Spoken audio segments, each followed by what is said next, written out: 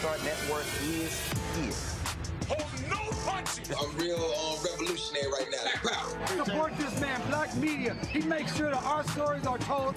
Thank you for being the voice of Black America, Roland. Stay black. I love y'all. All momentum we have now, we have to keep this going. The video looks phenomenal. See, there's a difference between Black Star Network and Black-owned media and something like CNN. You can't be Black-owned media and be scared. It's time to be smart. Bring your eyeballs home. You dig?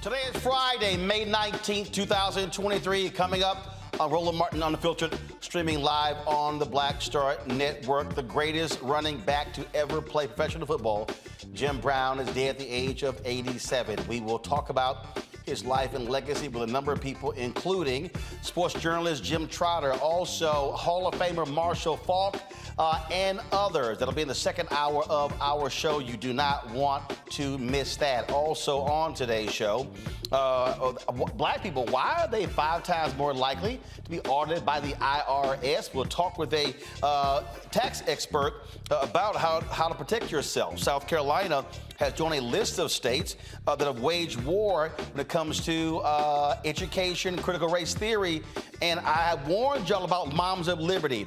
And so Michael Harriot has a 4-part series on the route where he talks about what these folks are doing that's literally destroying black education in South Carolina. You don't want to miss that conversation, folks. It is time to bring the funk on Roland Martin Unfiltered on the Black Star Network. Let's go. He's got it. Whatever the miss, he's on it. Whatever it is, he's got the scoop, the fact, the find. And when it breaks, he's right on time and it's rolling. Best believe he's knowing. Putting it down from sports to news to politics. With entertainment just for kicks, he's rolling. Yeah, it's on go, roll, roll, y'all. Yeah, it's Roland Martin, yeah. Rolling with Roland now. He's funk, he's fresh, he's real, the best, you know he's Roland Martin now.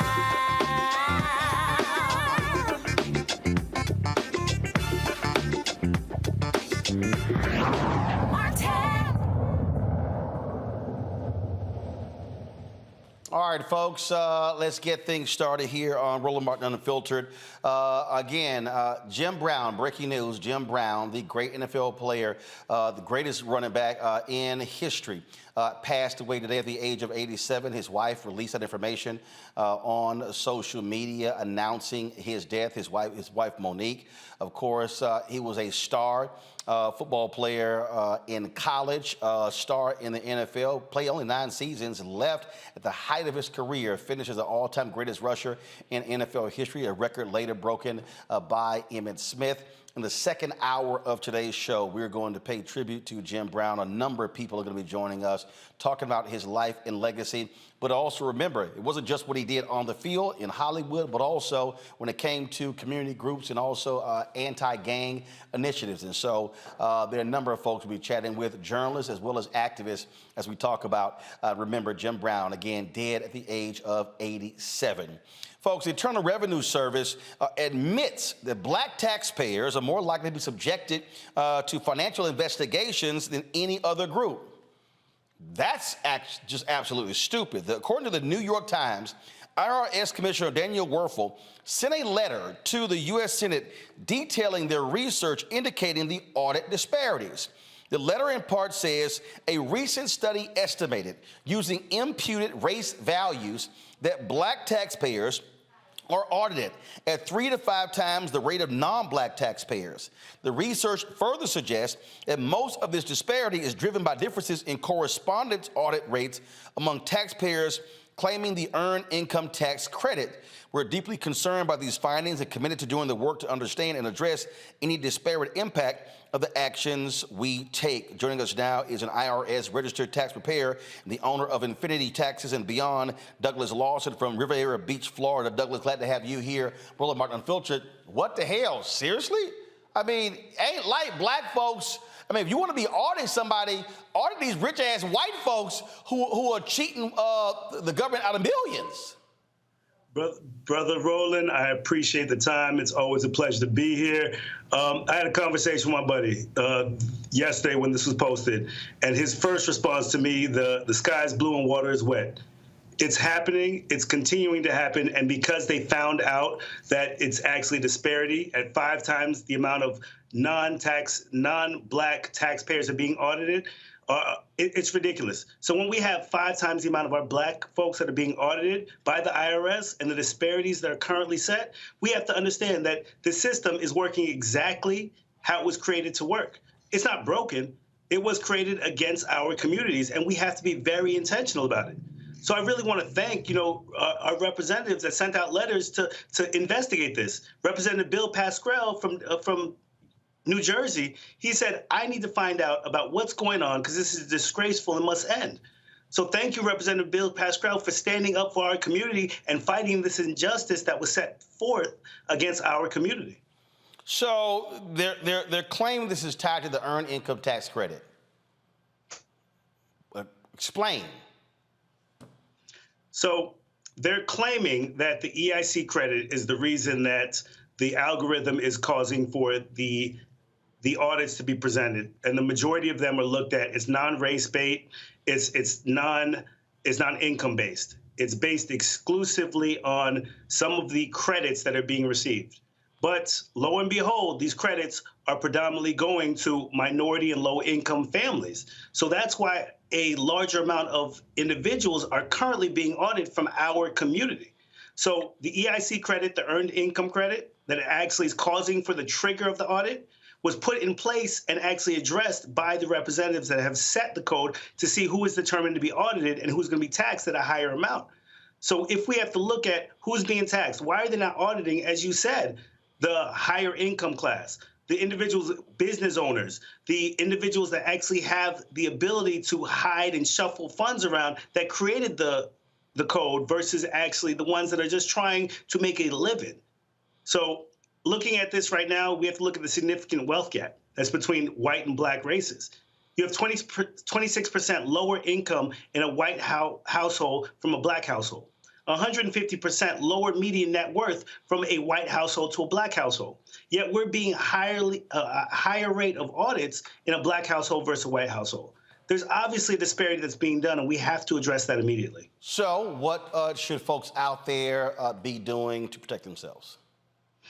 So they say that it's race blind. It's not. First of all, ain't no way in hell is 3 to 5 times more black people in this race blind. It's not. It's not. Lo and behold, they put a code in place that's going to audit more black people than they are any other race. So it's not economic neutral. It's not race neutral. It is based upon a randomization. And that's the only way that we can genuinely actually audit clients properly, that we can do the proper taxes across the board. They're taxing us at a higher rate. When you have individuals that are making more income that are paying less tax than the low and median income families, it's ridiculous because they understand the discrepancies and disparities that they have to address. They understand that they actually have tax barriers and benefits with home ownership, with business ownership. So this is not being taught to our families, but we're actually being audited at a higher rate and then actually having to pay back taxes because we're trying to take some of the credits that they've put in place for the upper class, for the individuals that create this code. Right, and that's the point that I make. It was not created for us. It was created for them. Listen, I say it all the time. I serve on the city council in my city. And the reason I started to serve this community is because I saw the systemic racism that was created. And if we don't have a seat at the table, we cannot change these laws. So it doesn't matter white, black, Hispanic, Asian. When you're at the table and you're making decisions, you have to fight for us. Again, I'm going to thank Democratic Representative from New Jersey because he fought for us. He said this is disgraceful. Any individual that's sitting at the table, you have to be a decision maker. So as a tax provider, as somebody that's actually providing this code and also being a policymaker in my city, I understand that if we're not at the table, we are going to be on the menu. Well, this is, absolutely crazy. But look, we know what it means to be black in America. It hasn't changed. And as my buddy said, Olu told me, water's wet, sky is blue. Nothing's changed. This is who we are, but we have to continue to fight for what is right. So random audits is what we have to truly do. Do not base it upon any code that directly disparages our community. base it upon a randomization where 1 through 6, they're picking number 4. Whatever it takes to not address the concerns that we have that's causing for us to be segregated, causing for us to be repressed, causing for us to be put into a position where we're discriminated against. Absolutely. Douglas, we appreciate it, man. Thanks a lot. Brother Roland, I appreciate the time as always. Thank you. All right, folks. We'll be back on Roland Martin Unfiltered on the Black Star Network. Don't forget, folks, if you're watching on YouTube, hit the like button. You're commenting, hit the like button before you start commenting. Also, download our app, Black Star Network app, Apple phone, Android phone, Apple TV, Android TV, Roku, Amazon Fire TV, Xbox One, Samsung Smart TV. You can also join our Bring the Funk fan club. Your dollars make it possible for us to do what we do. So send your check and money orders to P.O. Box 57196, Washington, D.C., 20037-0196. Cash App, $RM Unfiltered. PayPal, R Martin Unfiltered. Venmo is RM Unfiltered. Zelle, Roland at RolandSMartin.com. Roland at RolandMartinUnfiltered.com. We'll be right back. Hatred on the streets, a horrific scene, a white nationalist rally that descended into deadly violence. White people are losing their damn minds. As an angry pro-Trump mob storms the U.S. Capitol, we've seen shots. We're about to see the rise of what I call white minority resistance. We have seen white folks in this country who simply cannot tolerate black folks voting. I think what we're seeing is the inevitable result of violent denial. This is part of American history. Every time that people of color have made progress, whether real or symbolic, there has been what Carol Anderson at Emory University calls white rage as a backlash. This is the rise of the Proud Boys and the Boogaloo Boys. America, there's going to be more of this. Here's all the Proud Boys, guys. This country is getting increasingly racist in its behaviors and its attitudes because of the fear of white people. The fear that they're taking our jobs, they're taking our resources, they're taking our women. This is white fear.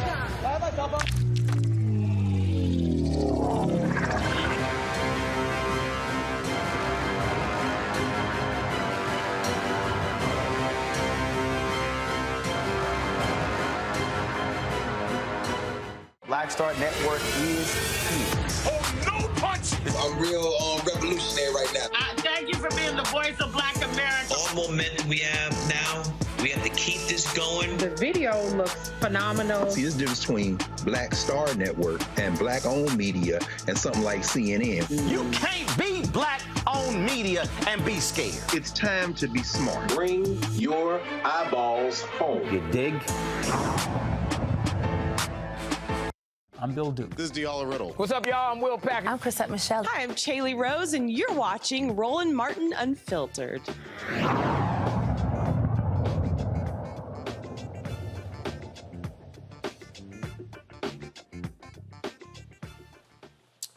All right, folks, let's bring in our Friday panel. Glad to have them here. Matt Manning, civil rights attorney. He joins us now.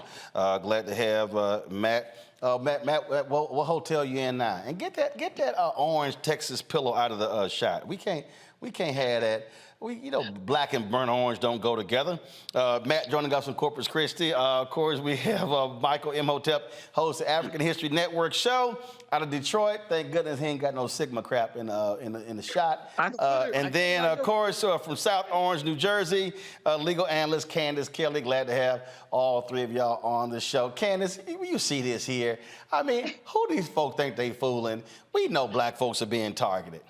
And listen, anytime that you are black in America and you're walking around the streets and something feels a little bit off, you are probably right in assuming that it is because you are black in America. So when I hear about the IRS and the audits that have probably been unlawfully done, I'm just here waiting for the lawsuit. There are a lot of people who are going to be going back in their records and saying, why was I audited? Was I a part of this? And you know that there's a discrimination lawsuit going. And let me tell you, when we talk about the IRS, we are talking about mental anguish and distress. And I'm sure that there's going to be some type of distress part of the lawsuit that's going to be a big part of it. Because anybody who knows when the IRS is on your back, it is stressful. It is stressful. So I expect a lawsuit to be coming. And Matt, I mean, my goodness. I mean, We talk about folk with the lowest wealth in this country and being hit 3 to 5 times more when you got all these rich folk who they the ones who really need to be targeted. Yeah, I don't think that's wrong at all. And I think what's especially insidious about this is the idea that when you look at the earned income tax credit, what you're talking about is people below a certain median, home ownership, or rather home asset value, right? Or assets in their home. So that means to me that there's an implication that these people are people who are allegedly defrauding the IRS, right? When in reality, to the brother's point earlier, we know that the people who are in business and who have the greatest means are those who employ the greatest means to avoid paying the most taxes. So one, the dog whistling there is readily apparent. But beyond that, our tax code is one that caters to a higher echelon of earner. So the idea that the lowest echelon of earners, which here obviously dovetails with Black and brown people, unfortunately, because of the disproportion in our society, shows that there's an implication that people are cheating the system. And these are the people who are not cheating the system, are in fact the people who are not that the system is created for, which is the richer folks. So I think you're right. And I think Candace is completely right. I am interested in what the standing issue will look like regarding taxpayers. But for the IRS to come out and say this is pretty extraordinary. But I bet you it's been going on for many, many years at this point. No doubt, Michael. Yeah, Roland, this is not surprising. What I want to know is, what does this equate to in total dollar amounts that African Americans have to pay as a result of being audited? Like owing more to the IRS, what is that total amount nationwide? And then also it's important, so this deals with systemic racism, as we all know, except for Black conservatives. It's also important to note that African Americans pay 13% more in property taxes each year as well. And this is documented. There was a article Washington Post had in July 2020 that talks about this as well. And property taxes from 118 million households across the country were reviewed, and they found this as well. So this is something that has to be corrected. In the article from the New York Times, they talk about the algorithms, but we also see that there can be systemic racism in these algorithms as well. So this has to be fixed. Indeed, it has to be fixed, and hopefully it gets done. Folks, today in Harlem, family and friends gathered to pay their respects to Jordan Neely, the Black man who was choked to death on a New York subway train station by Daniel Penny. Reverend Al Sharpton actually preached a eulogy at today's funeral. Of course, he was killed on May 1st. And Perry has subsequently been arrested, a former Marine, been arrested for second-degree manslaughter, where he was released on $100,000 bail. Now, Penny claims he stepped in to protect himself and other subway passengers from Neely. Now, Penny's next court date is scheduled for July 17th. You've heard a lot of folks, again, sharing their thoughts and reflections on Jordan Neely. He often was someone who was on New York subways dancing as he was a Michael Jackson impersonator. And, look, he had his issues, but he was an unhoused man. And again, everyone knows there's no reason in the world that this man should be dead as a result. Again, at today's funeral, Reverend Al Sharpton preached the eulogy of Jordan Neely today. Here is some of what he said.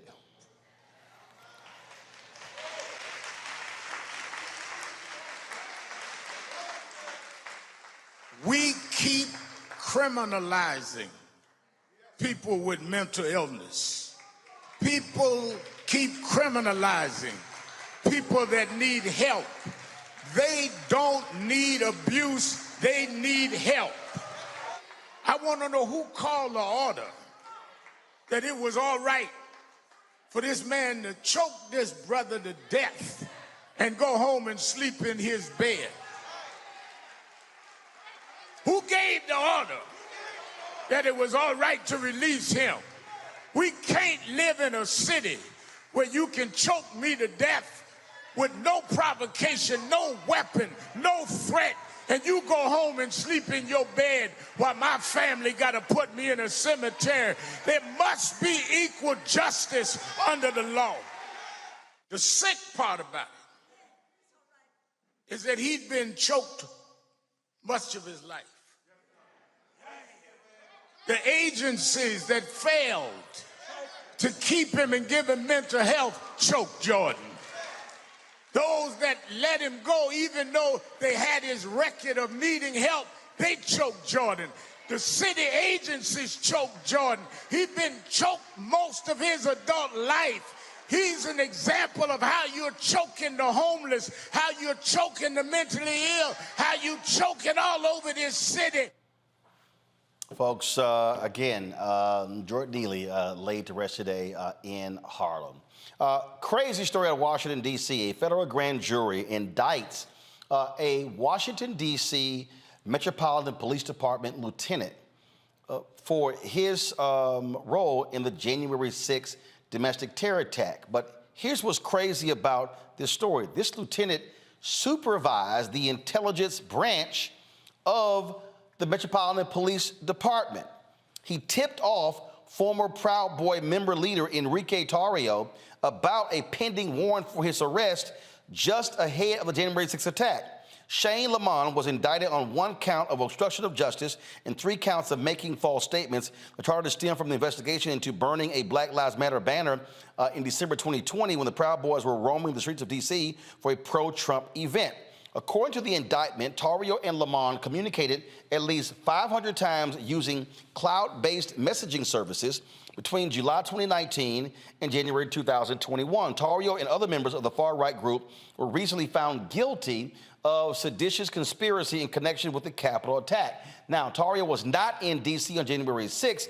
A judge banned him from the city the day before the attack. This story here is pretty crazy, Matt, because you have a D.C. cop who's over the intelligence unit who, frankly, is aligned with the Proud Boys. Yeah, and this is a situation where when the federal judge sentences this gentleman, he's going to be sentenced with all of the force of the law, as he should be, because what makes this particularly problematic is not only that he was in a position of power, in a position of authority, and not only that the conduct itself is seditious, but the idea that he would be contacting and communicating with somebody over 500 times using a clandestine system to feed information is terrifying, because it begs the question, how much information was given? How much did he facilitate? And right now, he may be looking at the least of the charges that ultimately come. Right now, it's obstruction of justice and lying, but it could ultimately be sedition. It could be all the way up to treason. If it's found with the prosecutors that, what he was communicating was directly facilitating this attack on the Capitol, which we know is obviously one of the greatest documented affronts to democracy in the history of this country, he should not only have the book thrown at him, but it should be very terrifying to all people out there to consider that the police, which we know are not obviously beyond reproach, would be intimately involved in facilitating a terrorist attack on the seat of government. That is a crazy thing to say, and that's what we're seeing here. Apparently. Candace here, go to my iPad. Lamont worked as the supervisor of the intelligence branch of MPD's Homeland Security Bureau. And what's crazy here is that these two were in regular contact regarding Proud Boys' planned activities in the District of Columbia. And these and all of these Republicans want us to believe that you don't have law enforcement aligned with these white supremacists. And then this guy Lamont actually told people, well, because Tarrio and others were Hispanic, they were not racist. And that's the ridiculous part about it. You have hundreds of texts filled with communication telling the Proud Boys where protesters are, people who would be against them. Now, the Proud Boys say, well, they told us that information so that we would stay away. Proud Boys are not known for going away from things that are going wrong or things that, protesters. They go to the action, and that's what was going on here, and that's why he was fired. Someone in his position, a position of power like that, someone who was supposed to be doing something opposite than what he did, this is why, as was spoken on the panel already, this is why he's going down. He is going to have the book thrown at him. It's not going to be just this. It's going to be more, because they're going to see a connecting of the dots as to the information that was given to the Proud Boys and how they disseminated themselves amongst the crowd, amongst the people, in order to carry out violent acts. If you go online right now, you will see several videos of the Proud Boys hitting other people, slamming other people down, and then the police just saying, you need to go on your way. That would never happen. If it was anybody, black, woman, or man, no one would ever get away with the police saying, I see you've hit someone and assaulted and battered someone, but now you go to walk away. So there's so much evidence that we haven't even heard about. This is just the beginning of the crack, and it's going to crack wide open, and we're going to get a lot of information, and this man is going to go down. Back to my iPad. Here's what it says here, Michael. It says, in the indictment on November 7, 2020, vote counts revealed that President Joseph R. Biden had won the 2020 presidential election, and several news organizations began reporting this fact. At 1:08 p.m. on November 7th, 2020, Lamont, this is the cop, y'all, text Tario, hey, brother, sad, sad news today. You all planning anything? Tario responded, yep. At 2:10 p.m. on November 7th, using Telegram, that's an encrypted app, Lamont told Tario that need to switch to encrypted. Alerts are being sent out to LE law enforcement as social media website accounts belonging to your people are talking about mobilizing and, quote, taking back the country, getting people spun up, just giving you a heads up. At 2:14 p.m. on November 7th, 2020, using Telegram, Tario sent Lamont an audio message. At 2:16 p.m. on November 7th, using Telegram, Lamont told Tario, got your voice messages, just giving you a heads up. Please keep this between you and me. So here you have Michael, this cop, not happy that Biden is president. He's sitting here convorting with a white supremacist member of the Proud Boys and giving them a heads up on information and saying, hey, go to the encrypted app so we can talk. Yeah, Roland. And at the same time, I'm not surprised because white supremacists have always been involved in law enforcement. OK, I know, for instance, I know people periodically will get a report that say white supremacists have infiltrated law enforcement. They haven't infiltrated anything. They've always been there. When you go study Goodman, Schwerner, and Cheney, June 21st, 1964, Philadelphia, Mississippi, killed by the Ku Klux Klan, the 3 civil rights workers. It was the sheriff who tipped off the Klan in which direction they went after he released them. And the Klan caught them right before they crossed the county line. So I'm not saying this is acceptable. We need to fight this. But this does not surprise me at all. And people like him need to be held to the full extent of the law. Indeed, indeed. All right, folks, hold tight. First of all, before I go to the break, sheriff's indicted for this took place in Georgia. We covered this story here. A Georgia grand jury has indicted 3 former law enforcement officers for beating a black inmate inside a county jail. Former Camden County Deputy Ryan Beagle and detention officers Mason Garrick and Braxton Massey are facing charges of battery, simple battery, and violations of oath by a public officer. The incident happened in September when the 3 officers were caught on video beating Jared Hobbs, who was initially hit with 10 additional charges after the incident, but those charges were dropped once the video was released. If convicted, the officers could face up to 12 months in jail. However, the violation of oath by a public officer charge is a felony with a possible punishment of 1 to 5 years in prison. So, again, glad to see that happen. Now let's see if they get convicted. All right, folks, got to go to a break. When we come back, we're going to talk about Moms for Liberty. I've been warning y'all what happens when we sit out school board elections. Michael Harriot is going to join us. He has a 4-part series with The Root where he broke down how these white, crazed, deranged, anti-CRT, white, hardcore conservatives are taking over black school districts, firing black superintendents, and they're in control of our kids' education. It is a despicable thing that's happening, not just in South Carolina, but all throughout the Southeast, folks, and they are not stopping. We'll explain next on Roland Martin Unfiltered right here on the Black Star Network. That was a pivotal time. I remember Kevin Hart telling me that. He's like, man, what you doing, man? You got to stay on stage. And I was like, yeah, well, I'm young, thinking, I'm good. And he was absolutely right. What show did you have at the time? This was one-on-one. Got it. During that time. So you're doing one-on-one, going great. Yeah. You making money. You like.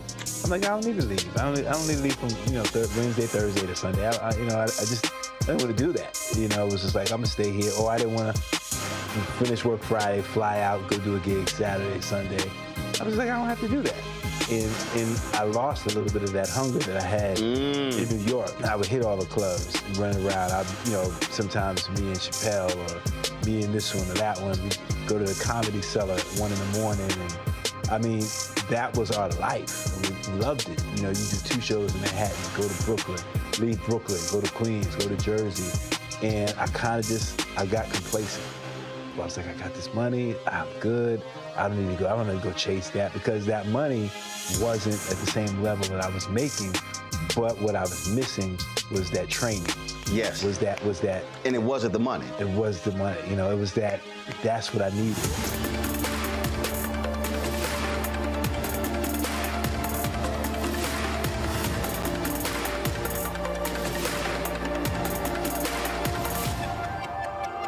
On the next A Balanced Life with me, Dr. Jackie, we're talking about leveling up, or to put it another way, living your very best life.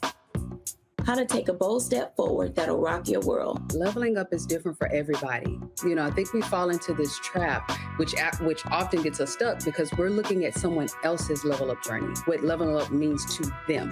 For some, it might be a business venture. For some, it might be a relationship situation, but it's different for everybody. It's all a part of A Balanced Life. That's next on Black Star Network. Hey, what's up, everybody? It's Godfrey, the funniest dude on the planet. And you're watching Roland Martin Unfiltered. Ow.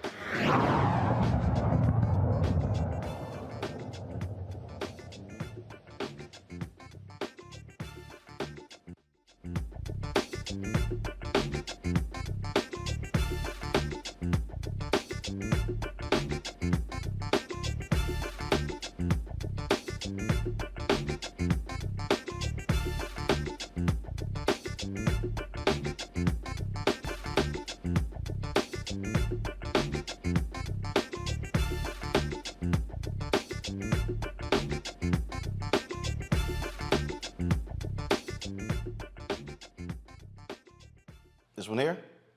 All right, let's go. All right, folks, you might remember me warning you about this group called Moms for Liberty. We had one of those crazy nutcases on the show. What was that woman's name? Keisha King? Absolutely nutcase. And they were, of course, attacking critical race theory. Republicans have been using CRT to of course, get folks all hyped up. And these folks are largely white. Now, you got some nutcase black folks who are part of Moms for Liberty. But we have seen the net result of what they did. What they started doing is they started running people for school boards. And they were highly successful in taking over school boards in the Southeast, Florida, South Carolina, and some other places. Well, Michael Harriot with The Root has done a 4-part expose breaking down how devastating these folks have been in South Carolina, how they have been taking over school districts, firing black superintendents, and they are literally now, in many cases, in control of the education of our children. Michael Harriot joins us right now. Michael, glad to have you back on the show. This was something that, I kept warning folks that it's very easy, Michael, to take over school board races because one, you don't have a lot of people who are voting. Folks don't pay a lot of attention to these races. We spend more time on, of course, presidential, U.S. Senate, congressional, gubernatorial races. And this is a way that the right has always been able to take over things. And we've seen this in Texas, in Florida, and other places. But what these folks are doing, Steve Bannon and others actually said this is what they were going to do. They were going to infiltrate and take over school districts in order to control the curriculum and the hiring, firing of superintendents and teachers. Yeah, it is, one of the things, one of their tactics, right? But I would argue that what the school board elections is quite the opposite, right? Like, I think that they are using school board elections to turn out their disinterested voters. Like, if you imagine that the average white parent, doesn't care about Trump policies. They know that he's screwing up America. They know that the Republicans don't have an agenda, right? So how do you get them excited about turning out, right? Well, you threaten their children with this boogeyman called CRT. And so they've been using CRT because, in a lot of school districts, the elections the school board elections are held during, the governor's elections, during the Senate elections. And so they increased their turnout. We saw in Richland County, South Carolina, the highest rate of white turnout in 50 years because of this CRT nonsense, how they painted CRT. Because you have to be specific that they're not talking about CRT. They've created a whole new definition. But they are using it to turn out voters for all of the Republican agenda. Right. And what we saw in 2022 a dramatic decrease in black voter turnout. Right. We saw that because part of it was the flip side of, I think a lot of black voters got complacent after they got Trump out of office, and we didn't organize, and we just assumed that, hey, we're going to turn out like we always did, not knowing that black voter turnout is an ongoing effort and not taking into account all of the efforts that have been used to suppress black voters since Trump came into office, right? And so I think we got a little bit complacent while they were motivated by this brand new thing. They weren't concerned about the Mexican caravan anymore or immigration anymore. So they had to have something, and they coalesced around this idea of critical race theory. So, Michael, just share with people, again, how devastating it has been with these folks now in charge. Yeah, so one of the things that we did with the grill is we looked at 3 specific cases, right? So the first case was a woman named Gloria Butte, right? She is like one of the godmothers of what we call culturally responsive teaching. And we looked at how they turned culturally responsive teaching, which has been around for 30 years, into critical race theory and used it. She was responsible for basically training every educator in the state in how to teach black children more effectively. She runs a center at the University of South Carolina, the largest university in the state, right?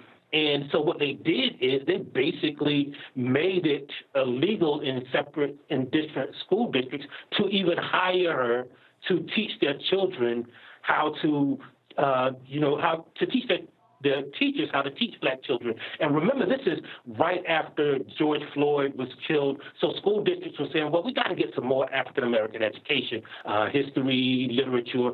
And what these parents did is mobilize. In Richland County, South Carolina, which is 64% black, the district is majority black, the schools are majority black, but they managed to overturn and flip the school board because all they needed was 2 seats, right? And so all of the white people, which are a minority, voted for those 2 candidates.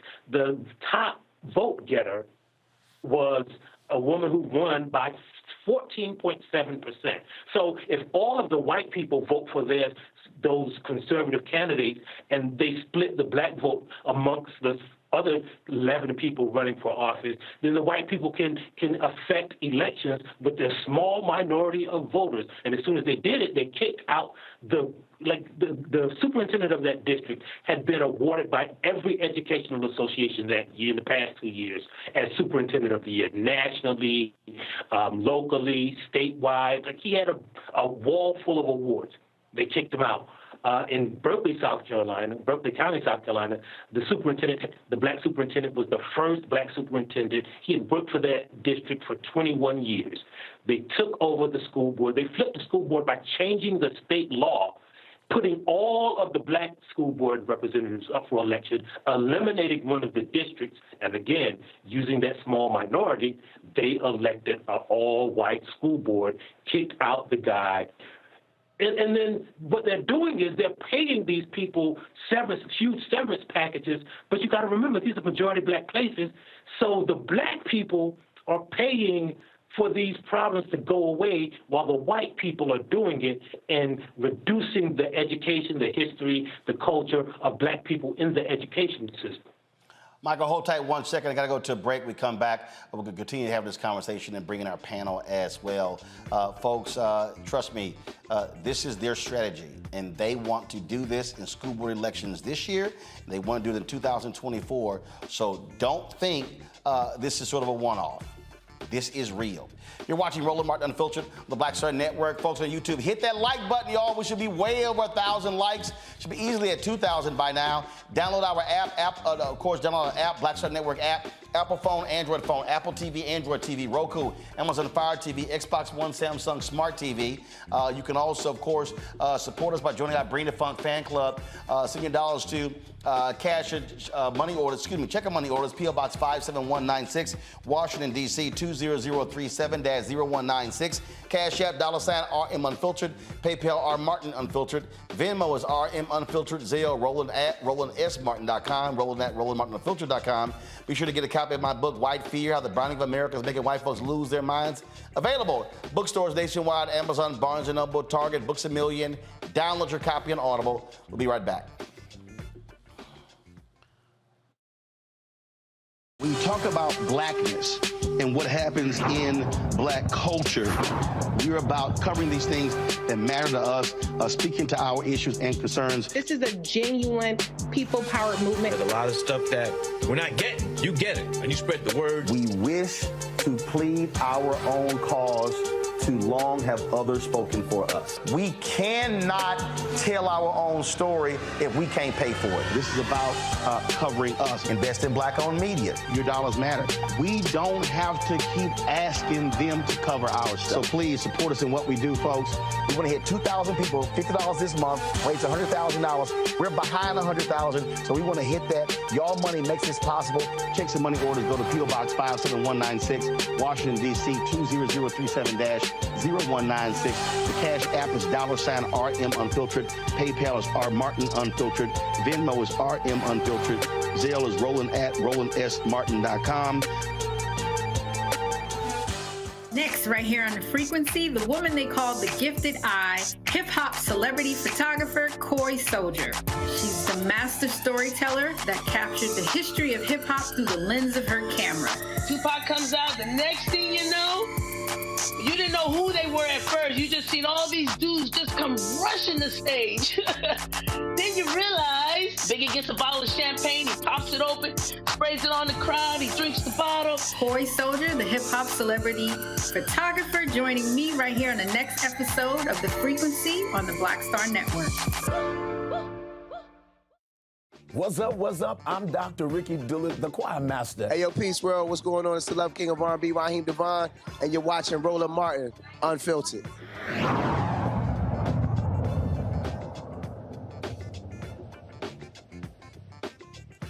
Welcome back to Roland Martin Unfiltered. We're talking with Michael Harriot. He has a 4-part series on the route that talks about this group, Moms for Liberty, what they are doing in South Carolina, and how it really has devastating consequences for black leadership and for our children. Michael, when you were doing the research for all of this and writing this, I mean, what was the one thing that really just jumped out at you that made you go, damn, this is crazy? Well, the most interesting part of it to me is that, like, you have a woman like Gloria Boutte, who's literally been on every continent teaching how to teach minority children. You have Baron Davis, who's won every award. You have Deion Jackson, who has a doctorate, who's been in that school district for 21 years.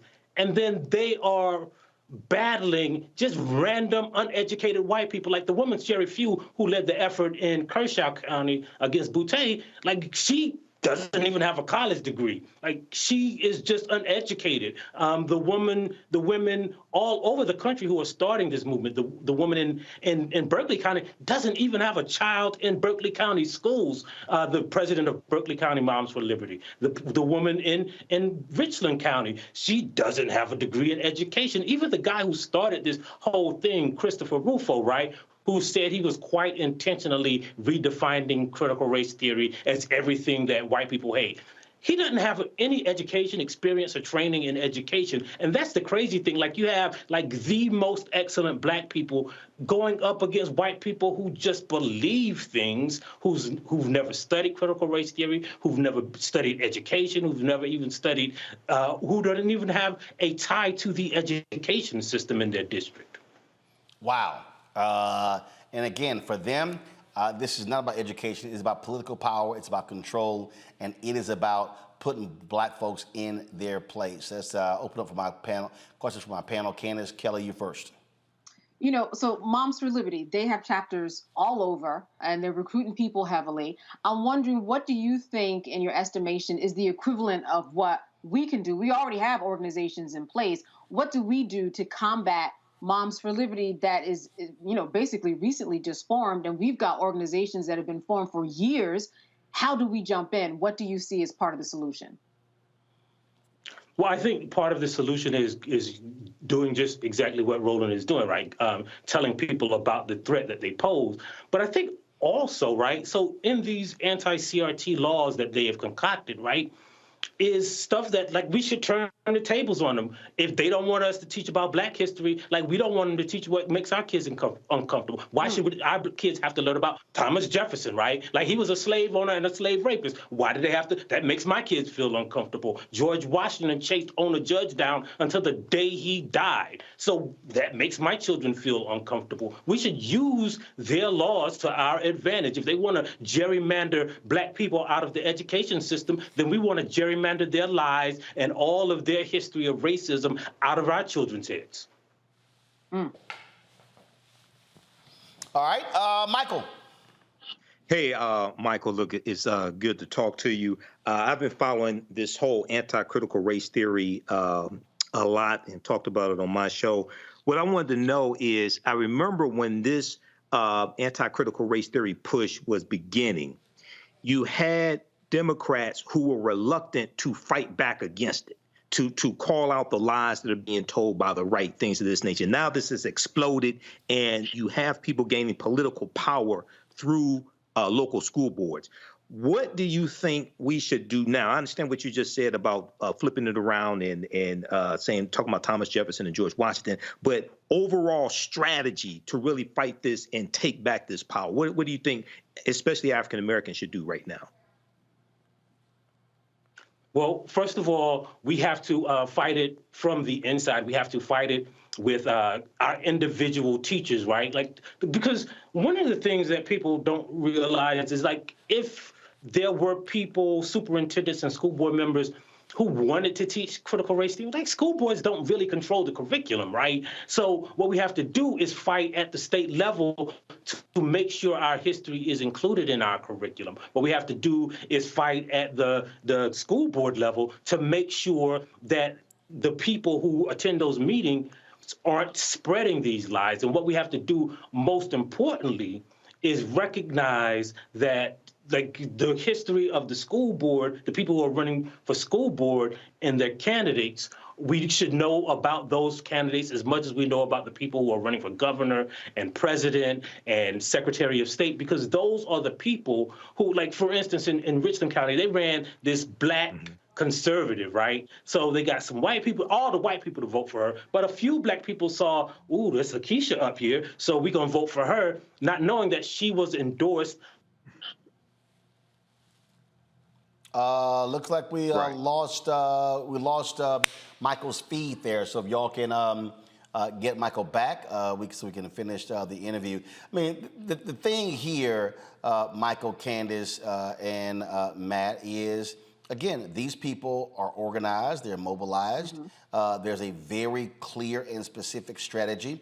And what they've done is they've caught folks slipping, Matt, in areas that people don't pay attention to. And I've spent a lot of time over the years, not just Roland Martin Unfiltered, but when I was at TV one time during a morning show, saying, folks, do not fall asleep on these school board races. Yeah, I think you're exactly right. And not only that, what they're doing is leveraging, nebulous terms like liberty and freedom to galvanize support among people who are also not going to apply the critical thought to see what is in fact being protested.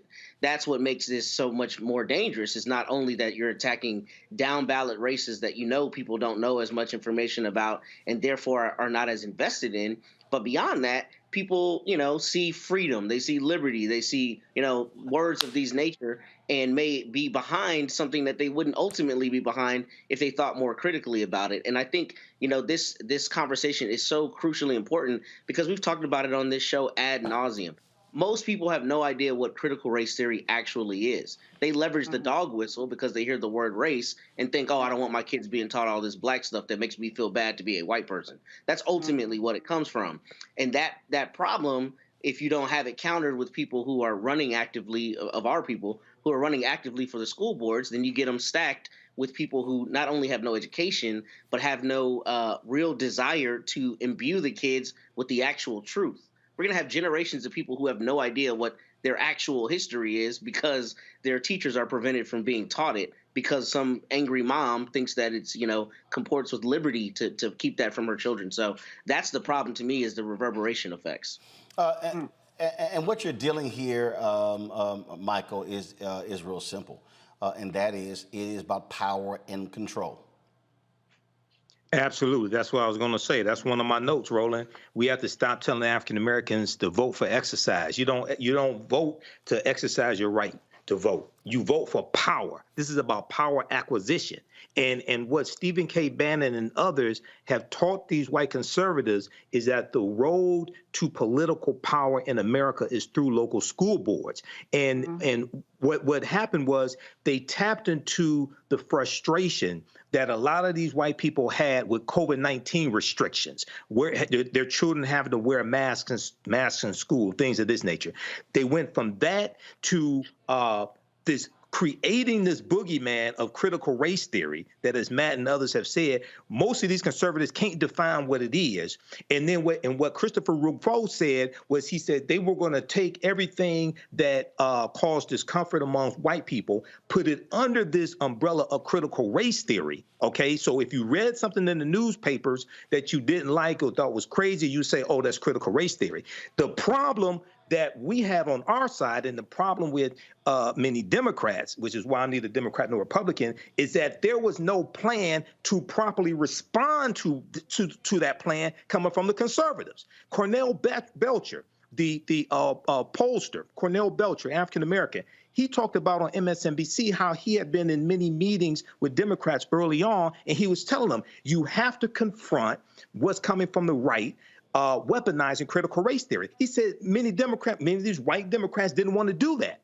This is why we have to have strategies that are independent of a political party to push our own agenda and protect us from white supremacist nonsense like this. Well, again, what I keep saying to people is, look, majority of the kids in public schools today are black and brown. That's a fact. And if we are sitting on the sidelines and sitting out these elections, it's very easy to come in, run folks, take some resources, and take it over. And I keep telling people, this is going to be happening in South Carolina, North Carolina, rural areas, in the city as well. And so we got to be very cognizant of all of this, because this is a fundamental problem. And again, this is how they mobilize and organize. As Michael Harriot said, they were using this to energize their base. It was driven by race. It was driven by white fear. I laid out in my book, this is what it was all about. And so, frankly, a lot of us were not paying attention. There were hundreds of thousands of black people in South Carolina did not vote in 2022. This is what they did. And what did they do? They went in and started firing black superintendents, started firing black educators. Folks, this is real. This is real. And if you're sitting and watching right now and you're saying, I don't see any big deal with this, do understand this is going to spread, and you're going to look up and they're going to be in control of places where African Americans are in the majority, and we frankly can't blame anybody but ourselves when we're not doing our part to stop them. When we come back, Jim Brown, the greatest player to ever play running back. Some say he's the greatest football player ever. Got to the age of 87, but his legacy wasn't just about football. It was also in Hollywood. It was also in civil rights. It was also in anti-gang work. We will discuss his life and legacy next, right here on Roland Martin Unfiltered on the Black Star Network. Next on the Black Table with me, Greg Carr. Democracy in the United States is under siege. On this list of bad actors, it's easy to point out the Donald Trumps, the Marjorie Taylor Greens, or even the United States Supreme Court as the primary villains. But as David Pepper, author, scholar, and former politician himself says, there's another factor that trumps them all and resides much closer to many of our homes. His book is Laboratories of Autocracy, a wake-up call from behind the lines. So these state houses get hijacked by the far right, then they gerrymander, they suppress the opposition, and that allows them to legislate in a way that doesn't reflect the people of that state. David Pepper joins us on the next Black Table, here on the Black Star Network.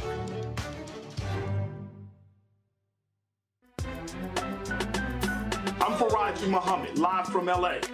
And this is The Culture. The Culture is a two-way conversation. You and me. We talk about the stories, politics, the good, the bad, and the downright ugly. So join our community every day at 3 p.m. Eastern and let your voice be heard. Hey, we're all in this together. So let's talk about it and see what kind of trouble we can get into. It's The Culture. Weekdays at 3, only on the Black Star Network.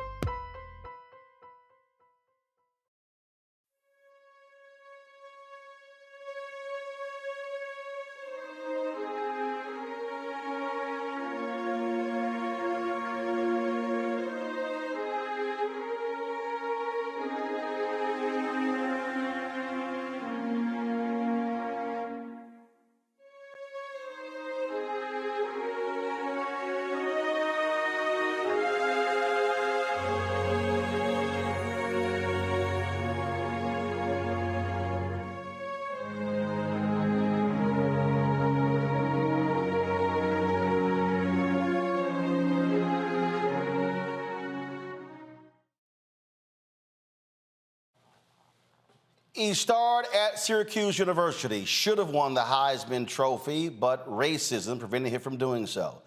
Jim Brown goes to the NFL, becomes a three-time MVP, was a 1964 NFL champion, 9-time Pro Bowler, 8-time first-team All-Pro, elected to the Pro Football Hall of Fame class in 1971, named to the NFL 100 all-time team. He is considered the greatest running back to ever play the game. Folks, he played 9 seasons, retired at the top of his game, finished as the NFL career rushing leader, a record that was later broken by Emmitt Smith.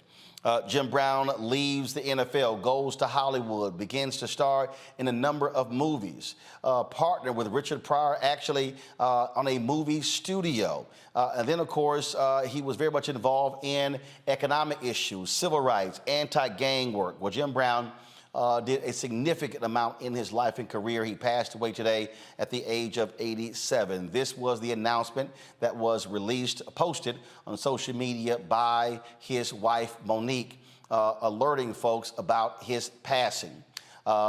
She wrote, "It is with profound sadness that I announce the passing of my husband, Jim Brown. He passed peacefully last night at our LA home. To the world, he was an activist, actor, and football to our family, football star, I'm sorry. To our family, he was a loving and wonderful husband, father, and grandfather. Our hearts are broken." Tributes have been pouring in all across social media. The NFL released their tweet announcing his passing. Go to my iPad, please. This is, of course, what they posted here, announcing all of his stats. This is a video they also posted of Jim Brown playing. Again, he had everything. He could run, he could catch, he could block. He was fast and he was strong. He was an incredible athlete. and someone who, again, every running back in NFL history is measured by. When they talk about running backs, he is simply the gold standard in professional football. But the thing about it, he wasn't just a football player. He also was a lover of lacrosse. In many ways, Paul Robeson, who also was a star athlete, he also loved lacrosse as well. And Jim Brown actually once said that he would rather play lacrosse for 6 days and play football on his 7th day. This right here is Jim Brown. This is from the Premier Lacrosse League. Jim Brown talking about lacrosse. Who respected it and loved it. I understood that in order to be a great lacrosse player, who we got is you had to master the stick. Rambo protecting, spinning, back and forth. Rambo slips away, he scores! In lacrosse, in order to be an MVP, you have to have a lot of things going for you. You have to be a great stick handler. Fake to behind the back, and he scores! Everybody bites on the field's fake. Which means you can maneuver the ball in your stick maybe better than anyone that's playing the game. Schreiber scores! You have to have an overhead and an underhand shot. Again, so when you look at what he did at Syracuse, he played football, he ran track, was on the cross. He was a truly all-around athlete. But again, Jim Brown's legacy is not solely about athletics. It's also about his work when it comes to the nation's youth, when it comes to anti-gang work. He founded the group American, and of course, he was very much involved in that. You talk to gang members in Los Angeles and other parts of the country, they'll tell you about Jim Brown coming into a lot of dangerous areas, sitting down with young folks, brokering peace deals as well. Kublai Toure is executive director of American in Illinois. Kublai, glad to have you on the show. For folks again who don't know what the work that Jim Brown was doing in communities, share with us what it was like working with him with the Illinois chapter.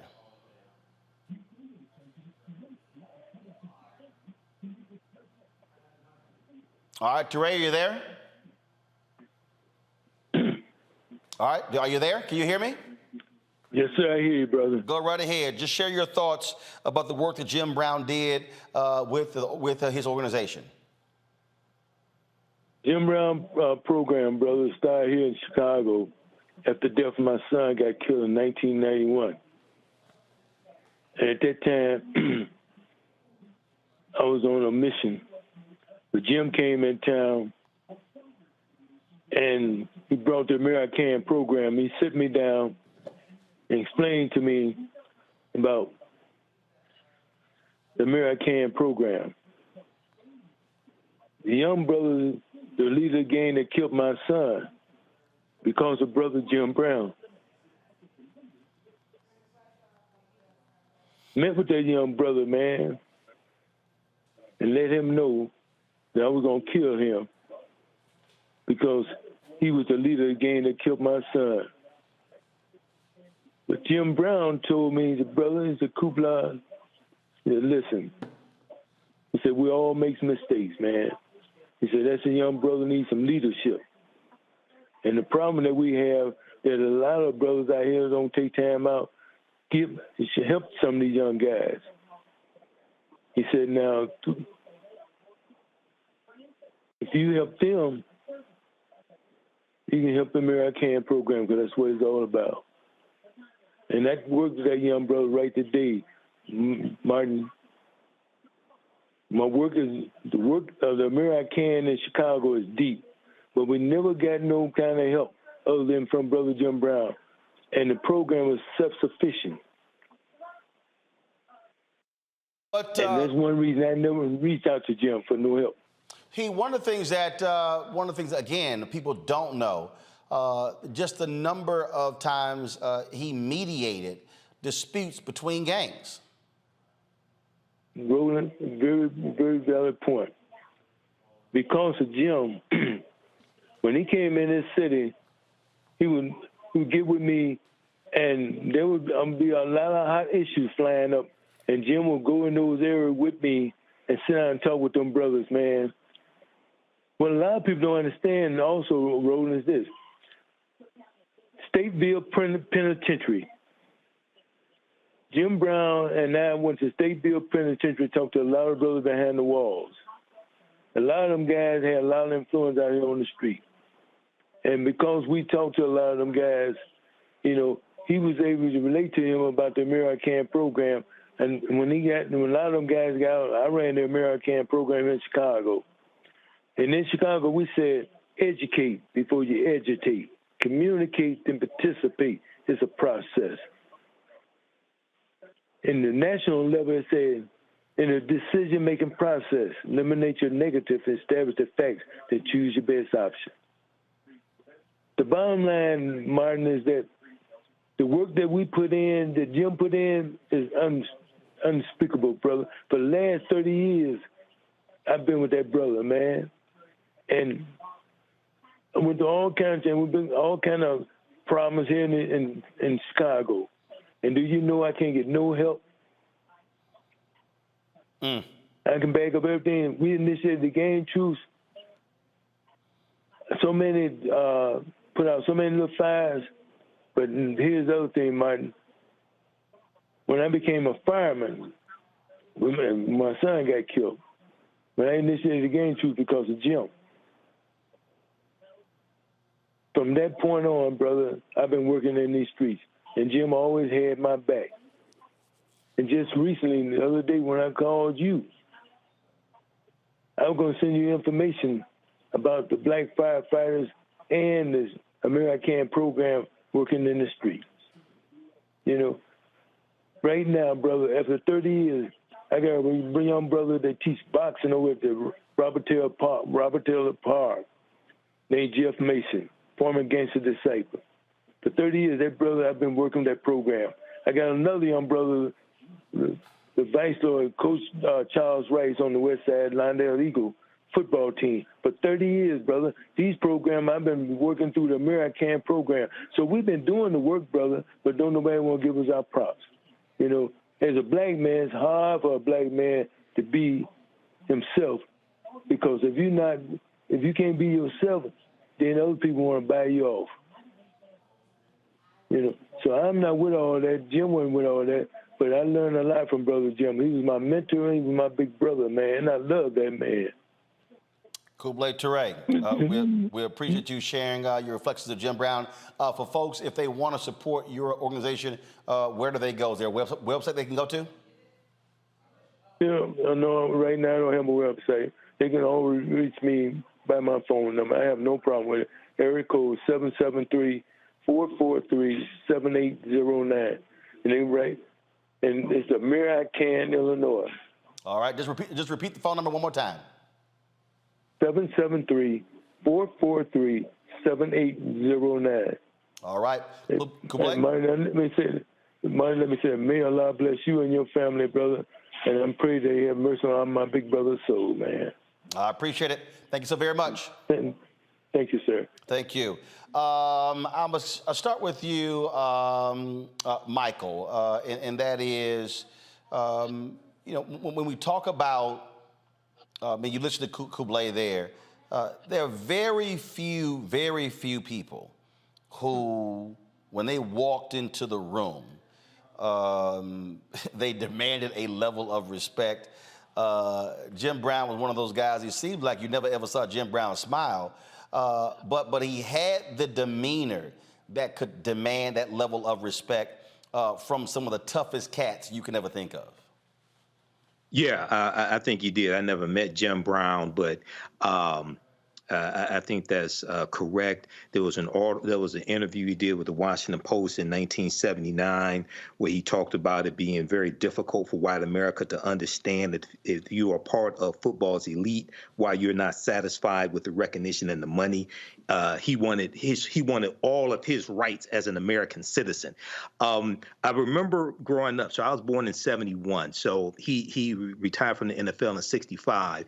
Probably my earliest memories of Jim Brown was seeing the movie The Dirty Dozen. and watching it on TV. Okay, he was in the movie The Dirty Dozen. I remember he was in the movie Riot as well. Then I saw the blaxploitation movies, Three the Hard Way, one of my favorite movies. Okay, Three the Hard Way with probably the first black martial arts star, which was Jim Kelly. Okay, they were in that movie together. He's in the Slaughter movies as well. Then in the 1990s, he's in the movie The Original Gangsters, which reintroduces these what were termed in Ebony magazine blaxploitation stars, reintroduces them to another generation. Okay, and then you have the work that he did, the anti-gang violence work. I remember watching on CNN, like when the Rodney King verdict happened and the rebellion that took place after that, and Jim Brown talking about the work he was doing with Mary Khan as well. And lastly, Roland, in the past couple of years, there's a movie that Regina King directed called One Night in Miami, which is a fantastic movie which deals with the fictional account of the night of February 25th, 1964, after Cassius Clay defeats Sonny Liston. And it's a fictitious account of a party that Malcolm X had back at his hotel room with Jim Brown, Cassius Clay, Muhammad Ali, and Sam Cooke. It's a fantastic movie. So, you know, we really need to study Jim Brown. There may be some things that we disagree with here and there. The picture that you're showing right there is the Cleveland Summit, 1967, after Muhammad Ali is stripped of his title as well, and you have these African-American athletes. You have Lou Alcindor, before his Kareem Abdul-Jabbar, I think it was Lou Alcindor. You have Bill Russell, et cetera. Many of them are there for different reasons, but it's important for us to study these African-American men. All right, hold tight 1 second. I got to go to a break. And of course, in that photo, you saw Jim Brown and Bill Russell. We lost Bill Russell earlier this year. Reverend Jesse Jackson Sr. alluded to that. I'll read his statement when we come back. Folks, you're watching Roland Martin Unfiltered as we pay tribute to the legendary Jim Brown, who died last night at the age of 87. You're watching the Black Star Network.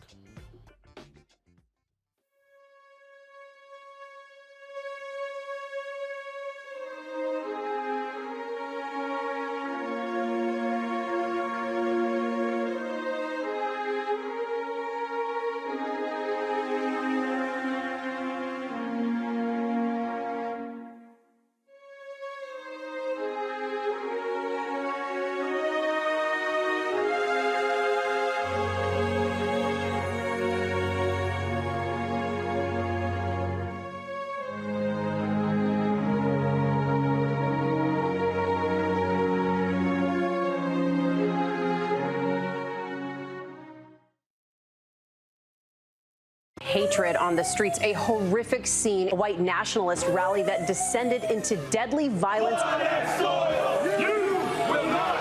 White people are losing their damn minds. As an angry pro-Trump mob storms the U.S. Capitol, we've seen shooting. We're about to see the rise of what I call white minority resistance. We have seen white folks in this country who simply cannot tolerate black folks voting. I think what we're seeing is the inevitable result of violent denial. This is part of American history. Every time that people of color have made progress, whether real or symbolic, there has been what Carol Anderson at Emory University calls white rage as a backlash. This is the rise of the Proud Boys and the Boogaloo Boys. America, there's going to be more of this. Here's all the Proud Boys, guys. This country is getting increasingly racist in its behaviors and its attitudes because of the fear of white people. The fear that they're taking our jobs, they're taking our resources, they're taking our women. This is white fear.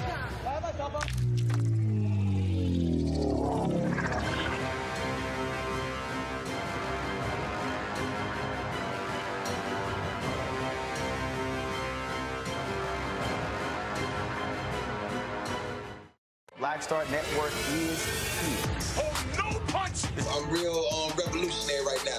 Thank you for being the voice of Black America. All momentum we have now, we have to keep this going. The video looks phenomenal. See, this difference between Black Star Network and black-owned media and something like CNN. You can't be black-owned media and be scared. It's time to be smart. Bring your eyeballs home. You dig?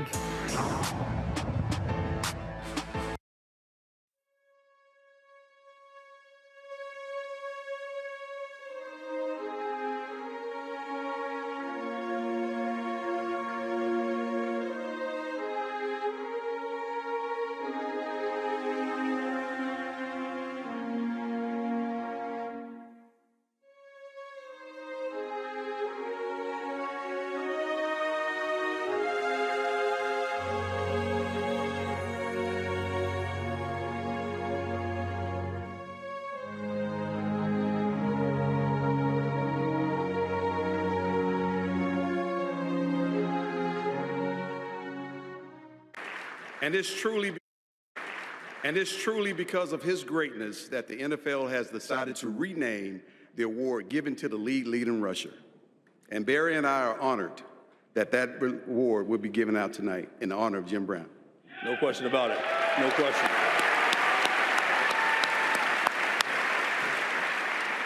Now, please give it up for the first Jim Brown Award winner, Josh Jacobs of the Las Vegas Raiders.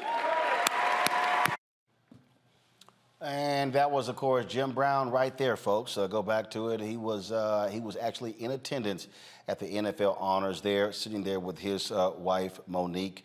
Again, passed away last night at the age of 87. Joining us right now is longtime journalist who's now with The Athletic, Jim Trotter, who's covered the NFL for a number of years. Jim, glad to have you on the show.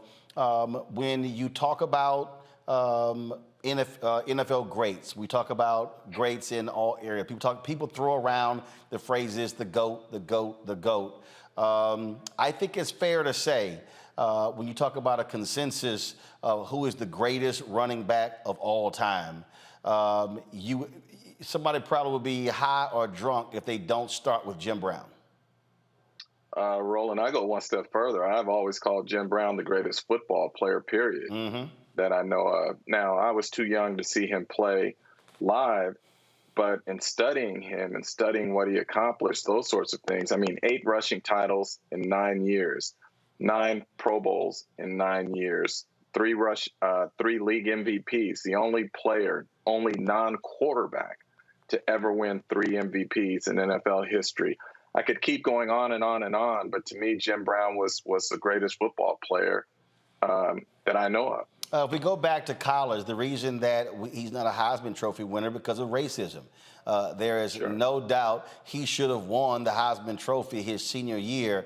What was it, Paul Hornick who won, who was like on a losing team? But again, it was absolute sports journalism racism that he never won the Heisman Trophy. And he set the standard, and he really began that trajectory of these great running backs coming through Syracuse. Well, here's the thing, too, though, Roland. He was not just a great football player. He was a great lacrosse player. And track. As well. Yes, you could make the case that Jim Brown was maybe the greatest athlete we've ever had, period. I will throw one name out there. I would love to have that debate, Jim Brown, Paul Robeson. Okay, you could have that debate. But I'm saying when you are the best in every sport that you compete in, and we know he was the best, well, in my opinion, he was the best in football. In lacrosse, he was the best. You know, you talk about track and field, Jim Brown was he was incredible. And it's funny, I want to show you, like this book, I write about it in the column I just wrote, Jim, and I talk about how this is one of the most powerful books I've ever read, his autobiography, because of its directness, its frankness, and his ability to be unapologetic. And all the things he talks about being a black man growing up in the 50s, and all the things he dealt with in the NFL, and all the things he dealt with afterwards, and what his mindset is, and all of that. I know as a young sports writer, back in 1989 when this book came out, I was 3 years out of college. And so I'm working in newsrooms where I don't see many of me. And so there were things I wanted to articulate that I felt, but I just couldn't articulate it. And then I read his book, and I was like, wow, many of the things he is saying in here are the things that I feel that I can't articulate. And so people may find it strange when I say that a sports book is one of the most powerful books I've ever read, but his autobiography did that to me. It spoke to me in a number of different ways, and I would recommend it for anyone to read who wants to learn about him, who wants to learn about conviction, who wants to learn about standing up during times where it is either not safe or not comfortable to do so. One of the things, I'm gonna bring in Candace Kelly right here. Candace, this is a story from Anscape. Jesse Washington did this story, and it sort of speaks to what Jim Trotter was just saying there about Jim Brown, and that is his season was over. for the Cleveland Browns. The article says here that he was bored, so he decided to go act in the movie. And so he's filming the movie The Dirty Dozen, as it says, to stimulate his mind. Now, he knew he was going to have to prepare for the upcoming season, and he was in the final year of a 2-year deal paying him $60,000. He wanted to play the following season, but he would have had to leave the film. And the owner of the team, Art Modell, was like, hey, sorry. He said, no veteran Browns player has been granted or will be given permission to report late to our training camp at Hiram College, and this includes Jim Brown.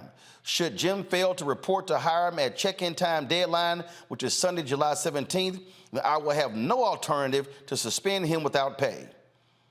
He was like, okay, all right, no problem. And so he says Modell started fining Brown $100 for every day he didn't show up, but no one told Brown what to do, not even the owner of the team he played for. And this is what he did. He wrote the owner, Art Modell. Now, mind you, this is Art Modell, the owner, who has the greatest player on his team.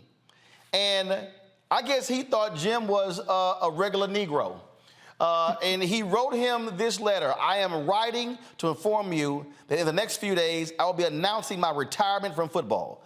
This decision is final and is made only because of the future that I desire for myself, my family, and if not, to sound corny, my race. I am very sorry I did not have the information to give you at some earlier date, for one of my great concerns was to try in every way to work things out so that I could play an additional year. I was very sorry to see you make the statements that you did, because it was not a victory for you or I, but for the newspaper men. Fortunately, I seem to have a little more faith in you than you have in me. I honestly like you and will be willing to help you in any way I can. But I feel you must realize that both of us are men and that my manhood is just as important to me as yours is to you. It was indicated in the papers out of Cleveland that you tried to reach me by phone. Well, I hope you realize that when I am in my apartment, I never refuse to answer my phone. The only reason that I did not contact you before I knew the completion date of the movie is that the date was the one important factor. You must realize that your organization will make money and will remain successful whether I am there or not. The Cleveland Browns are an institution that will stand for a long, long time. I'm taking on a few projects that are very interesting to me. I have many problems to solve at this time, and I am sure you know a lot of them. So if we weigh the situation properly, the Browns have really nothing to lose. But Jim Brown has a lot to lose. I'm taking it for granted that I have your understanding and best wishes. For in my public approach to this matter, this will be the attitude that will prevail. The business matters that we will have to work out we could do when I return to Cleveland. I will give you any assistance I can, and I hope your operation will be a success. You know the areas that I can be helpful, and even if you do not ask for this help, my attitude will be one that I will do only the things that will contribute to the success of the Cleveland Browns. Your friend Jim, but the key here, he says manhood. He said, the owner, Art Modell, thought he was, I can sit here and give Jim an ultimatum and he gonna come running back. Jim was like, yeah, I'm good. And yeah, Jim said, I'll quit right here on the movie set, which is what he did. And, this is what shows who he was as a man. He was a man of conviction. And what he was saying was, you will not disrespect me, and you will not tell me what to do. I am Jim Brown. I have my own manhood, and I'm a man of conviction. And I think that this is really important to understand about him, and this is why the standards are so high that he set for everybody who came behind him. I went to Syracuse. I'm wearing orange because of Jim Brown tonight. And, when you go there, you know about Jim Brown. If you didn't know about him before you went there, you knew about him once you got there, because he's the person that set the standard. When he played lacrosse, they changed the rules because he was so good. They changed the rules. This is the type of man that Jim Brown was. And I think that his conviction was really felt when he was able to, as you talked about earlier in the show, organize gangs and make sure that they understood and talked to one another. That takes a lot. That takes a lot of psychological effort, too. And that's also something that he was known about, and they talked about while I was at Syracuse University, that he used psychology on the playing field in order to get into people's minds, in order to show people that he was in control. And he used those same tactics in order to manage people around him. And that's what people know who he is and who he is about. Managing people, organizing them, making them see eye to eye. So people know him for so many things as this revered sports player in so many sports.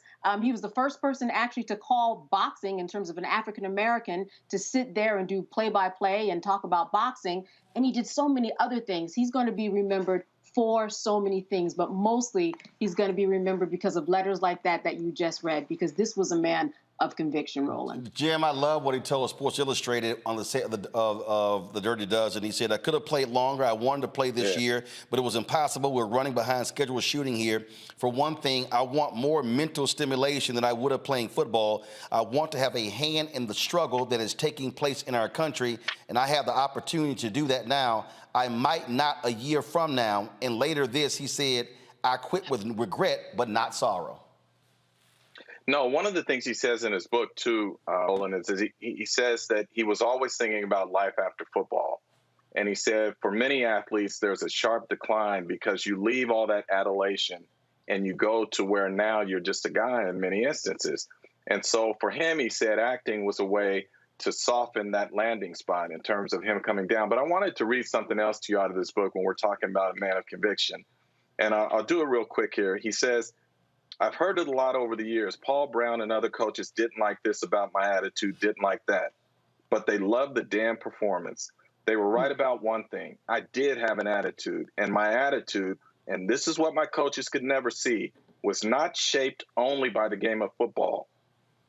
If my mind was limited to football, per the desires of the Cleveland Browns staff, which would later be fired by Art Modell, what type of man would that make me? My attitude was shaped by my personal conviction. It was shaped by society and my role in that society. It was shaped by being black in America in the 1950s. And if it wasn't for that attitude that people spoke of, I never would have made it to the Cleveland Browns. Man, Jim Brown was just different. And that's what I loved about him in terms of he was unapologetic and unafraid when it came to speaking his truth. And we don't see that in a lot of athletes today, which as I get older is disappointing because I think guys like Jim Brown, Bill Russell, and others had laid the groundwork for black athletes to be able to speak up and to stand on their conviction. So for me, I know some people want to focus on the other things, and that's fine. Jim Brown was a lot like life. He was complex. But in terms of how he made me feel, do I think he was a great man? Yeah, I do. Do I think he was flawed? Without question. But Jim Brown, to me, provided some purpose in terms of understanding who I was and how I wanted to carry myself in terms of addressing certain things in certain situations. Indeed. Hold tight 1 second. Got to go to a break. We come back. Marshall Faulk, Hall of Famer, will join us. Terrell Owens will join us as well. Also, we'll be talking with Ricky, another Hall of Famer, Ricky Jackson. Also share some social media posts of various folks like Eric Dickerson, Emmett Smith, Barry Sanders, and others as they remember Jim Brown, who passed away at the age of 87. We'll be right back on the Black Star Network.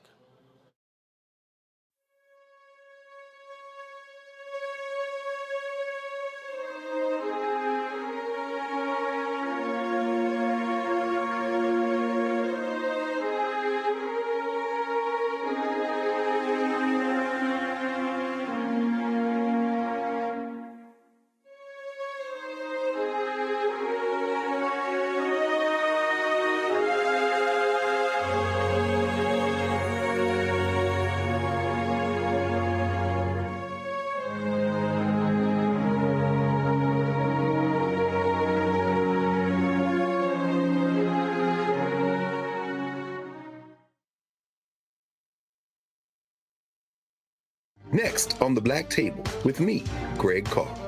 Democracy in the United States is under siege. On this list of bad actors, it's easy to point out the Donald Trumps, the Marjorie Taylor Greens, or even the United States Supreme Court. as the primary villains. But as David Pepper, author, scholar, and former politician himself says, there's another factor that trumps them all and resides much closer to many of our homes. His book is Laboratories of Autocracy, a wake-up call from behind the lines. So these state houses get hijacked by the far right, then they gerrymander, they suppress the opposition, and that allows them to legislate in a way that doesn't reflect the people of that state. David Pepper joins us on the next Black Table, here on the Black Star Network. When you talk about blackness and what happens in black culture, we're about covering these things that matter to us, speaking to our issues and concerns. This is a genuine people-powered movement. There's a lot of stuff that we're not getting. You get it, and you spread the word. We wish to plead our own cause. Too long have others spoken for us. We cannot tell our own story if we can't pay for it. This is about covering us. Invest in black-owned media. Your dollars matter.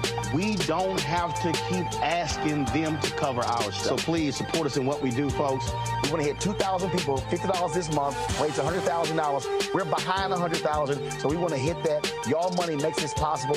Checks and money orders go to P.O. Box 57196, Washington, D.C. 20037-0196. The Cash App is $RM Unfiltered. PayPal is R Martin Unfiltered. Venmo is RM Unfiltered. Zelle is Roland at RolandSMartin.com.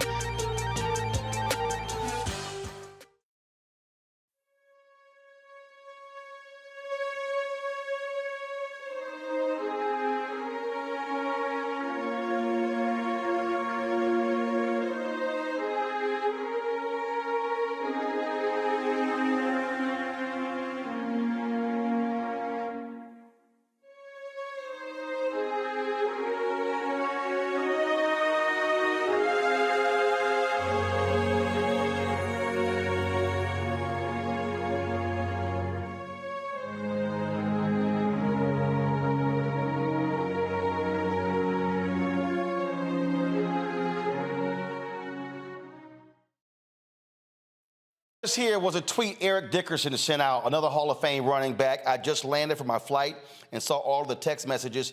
Jim was not just a great football player, but an even greater human being. We need more people like Jim Brown. He'll forever be the standard of how the great running backs are measured in our game. Till we meet again, my friend. Folks, last year we were at the 80th birthday party for Richard Roundtree, and it was, of course, a great time had there. Jim Brown showed up and paid his respects there, and so we'll show you that in a little bit. But right now, we're joined by another Hall of Famer, Terrell Owens. We're setting up his shot and getting his audio straight.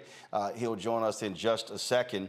It was, I guess 3 or 4 years ago, maybe even longer. I actually did an interview with T.O. and Jim Brown at Jim Brown's home in Los Angeles. I am trying to get hold of a copy of that from the producer, Stacey Dillon. We'll try to stream that over the weekend or on Monday. It was a great conversation we had it was separate interviews I did with T.O. and then I did one with Jim Brown. It took place again at Jim's home there in Hollywood Hills. And so, do we have T.O.? Is he ready? Okay, all right, so we're trying to get Terrell's audio straight as we speak, and so we're doing that. Let me pull up what Emmett Smith posted about Jim Brown. He posted this here. My heart aches at this very moment after hearing of the passing of Jim Brown. He is and was a true legend in sports and in the community, using his platform to help others. Thanks, King. This here is a photo of Emmett Smith as Barry Sanders, two of the greatest running backs ever, as they take a photo there with the greatest himself, Jim Brown. And of course, that was there. And so Barry Sanders also was tweeting as well. I want to pull up before I go to T.O. I want to share with you what Barry Sanders posted. He said, "You can't underestimate the impact Jim Brown had on the NFL. NFL. He will be greatly missed. Additionally, his generosity and friendship with my family is a gift that we will always treasure. Our thoughts and prayers are with the Brown family and Brown fans at this time. And again, this is a photo there of Emmitt Smith, Jim Brown, and Barry Sanders. Joining us right now is Hall of Famer Terrell Owens. T.O., glad to have you on the show. It was a few years ago. We were at Jim Brown's house. Terrell. Yep, I got you, T.O. Can you hear me? T.O., can you hear me? Yes, I hear you. All right, so it was a few years ago. We were at Jim Brown's house when I sat down and interviewed you and Jim. Just share with folks your relationship with Jim Brown. Oh, man, I think when you think about just football in general and just what he's meant to the black community, there's not enough to be said. And you just think about the impact, just the culture, the black community. He's done so many great things, and he's been a pillar for the success of so many, athletes that look like me. So for me, just to be in his presence, to be there with his wife, is definitely one of those moments I'll never forget. And I was, like I said, you were there. For me, just to lose someone like this, this is an icon. This is a great one that we've lost. And I think LeBron said it best. I think if you're a person of color, especially an athlete, and don't know who he is, this is definitely a moment to go and research and understand what Jim Brown has meant to many just people of color and just many of athletes across the country. Yeah, you play wide receiver, but with the running backs, they really revered him in a different way as well. This is Jerome Bettis. I was texting Jerome earlier. He was actually at a benefit for Reggie McKenzie. He tweeted, "Today we lost a true legend. May Jim Brown, my Pro Football Hall of Fame brother, rest in peace and power." This is Bettis and Jim Brown right here. And the thing, again, it's just something about, again, those running backs. And again, when you look at Emmitt Smith and Barry Sanders and Eric Dickerson and Jerome Bettis and so many others, as they think about and reflect on Jim Brown and what he meant to the position, but also to the NFL. And he was also someone, he didn't take no stuff. He didn't take no stuff from nobody. Earlier I read how he left the Browns. He was not going to let anybody tell him what to do. Right. I think if you look at what he did, I think now you're seeing a lot of athletes that are, realizing their power and using their leverage, using their voice to speak up on a number of issues. And I think LeBron has really kind of taken that torch and that mantle and really doing that for a lot of athletes. A lot of people have even said that I was, when I played, I was one of those guys. I didn't really take a lot of stuff either. I was very outspoken, and that was often kind of misconstrued as being arrogant and cocky. But for me, again, I knew my worth. And I think I was reading something earlier when all this happened, and I came across an interview that Jim Brown had done with Sports Illustrated in 2002. And I hope a lot of athletes would really listen to and really just take note to what he said. In this article, he goes on to say that there are beneficiaries of our struggle, Brown said about modern black athletes in this interview. He said, but they don't recognize that because they're inundated with agents, managers, lawyers, and team owners who don't want them to do anything but play ball and hopefully keep themselves out of trouble and just be physical freaks of nature with no awareness of decision-making power. And that's honestly where we are right now. You think about the National Football League. This is the only sport that honestly has a lot of wear and tear on our body that doesn't have guaranteed contracts. These athletes have to understand how much leverage and how much power that they have to get those guaranteed contracts if they truly want them. And again, NFL is made up of 70+% black and brown athletes. If they want these guaranteed contracts that obviously some of these other sports are garnering, they have to understand their leverage. They have to understand their power. And this is what Jim Brown was alluding to. And this has been going on for many, many years. And it takes a number of these guys to honestly get together in order to do that. The NFLPA, the union, is not as strong as some of these other unions like the NBA, MLB. And a lot of people don't know this, but the National Football League makes more money than the NBA and Major League Baseball combined. And there's no reason why us as athletes, especially these new guys that will be coming into this new money, that they shouldn't have guaranteed contracts. What Lamar Jackson had to go through over this last few months, that shouldn't happen. Indeed, indeed. T.O., we appreciate you, Joe, and taking some time, man, to share your thoughts and reflections about the passing of Jim Brown. Thanks a bunch. Absolutely. And all my best go out to his family. Thanks so much. We appreciate it. Matt, what T.O. said there, we talked about a little bit earlier in terms of how Jim Brown operated.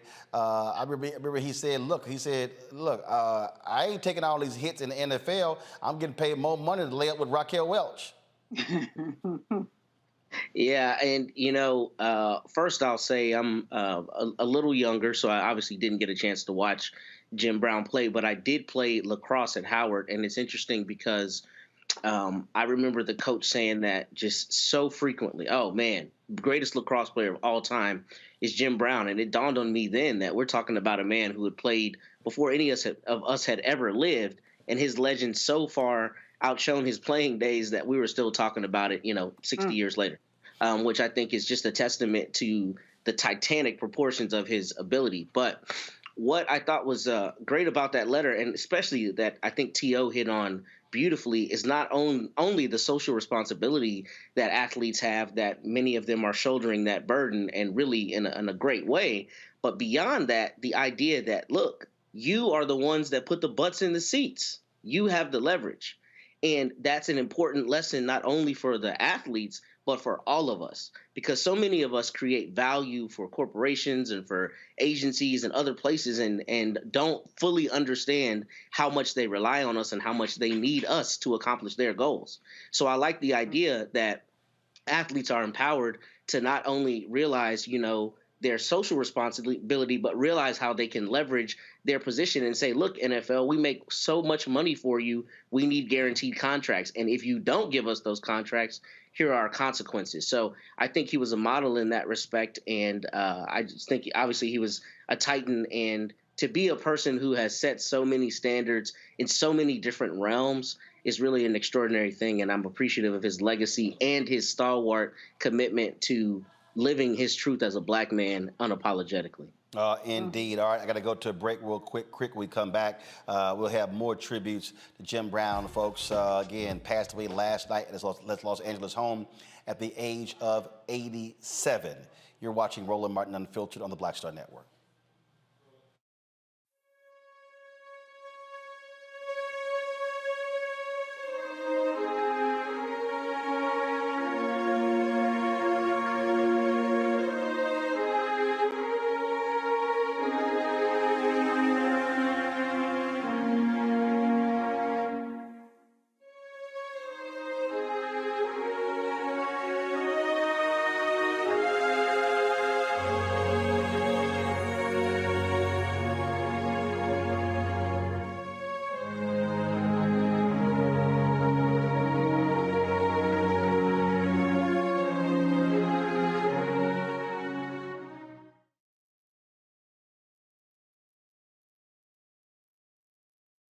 On the next Get Wealthy with me, Deborah Owens, America's Wealth Coach, nurses are the backbone of the healthcare industry, and yet only 7% of them are Black. What's the reason for that low number? Well, a lack of opportunities and growth in their profession. Joining us on the next Get Wealthy is Neely Bartanilli. She's going to be sharing exactly what nurses need to do and what approach they need to take ownership of their success. So the Black Nurse Collaborative really spawned from a place and a desire to create opportunities to uplift each other, those of us in the profession, to also look and reach back and create pipelines and opportunities for other nurses like us. That's right here on Get Wealthy, only on Black Star Network.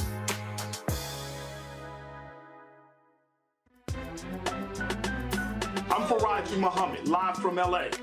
And this is The Culture. The Culture is a two-way conversation. You and me. We talk about the stories, politics, the good, the bad, and the downright ugly. So join our community every day at 3 p.m. Eastern and let your voice be heard. Hey, We're all in this together. So let's talk about it and see what kind of trouble we can get into. It's The Culture, weekdays at 3, only on the Black Star Network.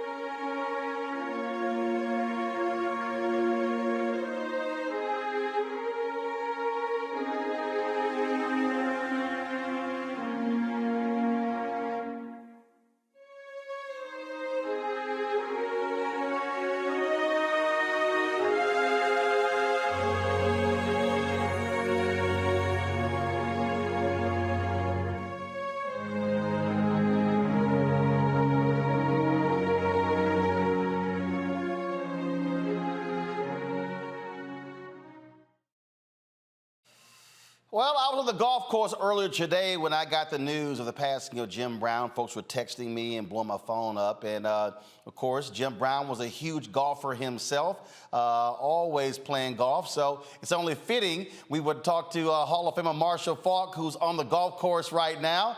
Marshall, always glad to see you, my brother. Jim Brown loved the game of golf, and so did the both of us. Just share your thoughts and reflections about this legend.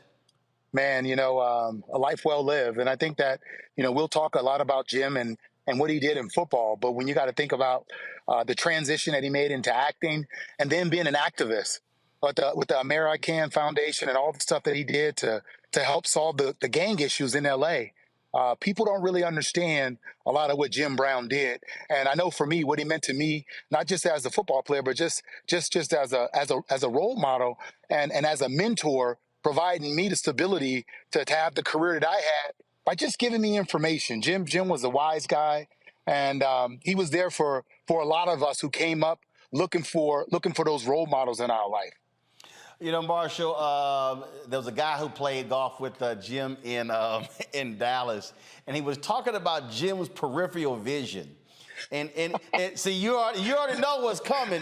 And so for folks who don't know in golf, I mean, so when you play in golf, y'all, you can see, you got people, you don't want folks in your sight. But he said his sight was so ridiculous, he didn't want anybody standing here, or even behind him, because he literally saw all of that. That's what made him a great running back. It frustrated the hell out of folks playing golf with him. They were like, Jim, hit the damn ball.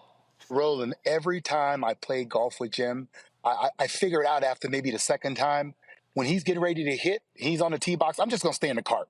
That's it. You couldn't, you were pretty much going to be wrong. And then on the green, if you were standing behind him and he missed the putt and he had the putty going back, you had to walk around and get behind him. His peripheral vision was so good, but he was just fun to play with, and he will be missed, man. God will be missed. I was talking to T.O., and I said, obviously, for running backs, for you guys, Jim Brown was something different. I mean, he was the gold standard. When you talk about speed, agility, power, strength, he can run, he can catch. I mean, that's who everybody is measured up against. Yeah, 100%. And the one thing about Jim that you had to understand, for us as running backs, we're competitive, we're narcissistic, we all think that we are the best. But with Jim, it was like, nah, Jim's the GOAT. He's our guy.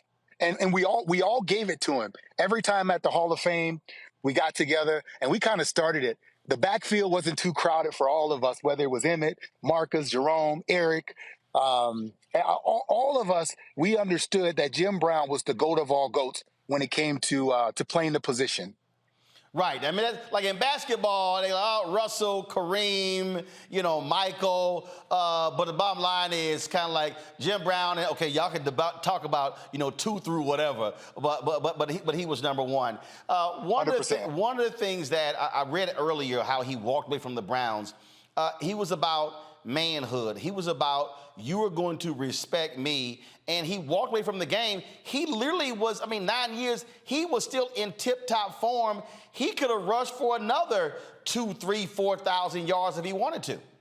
Yeah, walked away from the game. And here's the thing you got to remember. It wasn't just about that you were going to respect him. He respected you. So you were kind of forced to give Jim the respect because he gave the respect.